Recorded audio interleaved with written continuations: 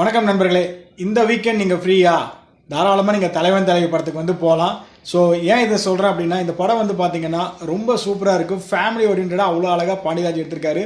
ஒரு கணவன் மனைவிக்குள்ளே வர பிரச்சனைகள் வந்து எந்த அளவுக்கு அவங்களே அந்த பிரச்சனையை கையாண்டு போகிறாங்க அப்படிங்கிறத வந்து, இது பழைய கதை தான், பட் இருந்தாலும் இது வந்து கொஞ்சம் வித்தியாசமாக இந்த படத்தை வந்து எடுத்திருக்காங்க. ஃபன் ஃபில்டாக இருக்கும். அதாவது சண்டை இருந்தாலும் அதில் சிந்திக்க வைக்கும். அதே நேரத்தில் சில விஷயங்கள், அதாவது சம்பந்திக்க சண்டை போட்டால் உள்ளுக்குள்ளே தான் பொண்ணும் பசங்களுக்கும் எந்த அளவுக்கு சண்டை இருக்கும்.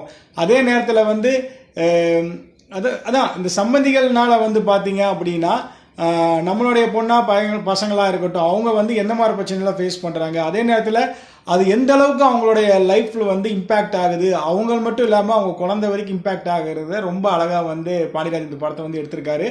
இதை வந்து பார்த்தீங்க அப்படின்னா, இந்த படத்தோடைய மெயின் கருவே வந்து பார்த்தீங்கன்னா, ரெண்டு கேரக்டர் மெயினாக சொல்லுவேன். இந்த படத்தோடைய பேரரசியாக இருக்கக்கூடிய நித்யா மேனன், ஆகாச வீரனாக இருக்கக்கூடிய நம்ம விஜய் சேதுபதி, ரெண்டு பேர்த்த நடிப்பு ரொம்ப நல்லா இருக்குது. யோகி பாபு காமெடி கலக்கலாக இருக்குது. பேக்ரவுண்ட் மியூசிக்கு சூப்பராக இருக்குது. பாட்டு எல்லாமே வந்து ரொம்ப நல்லா இருக்குது.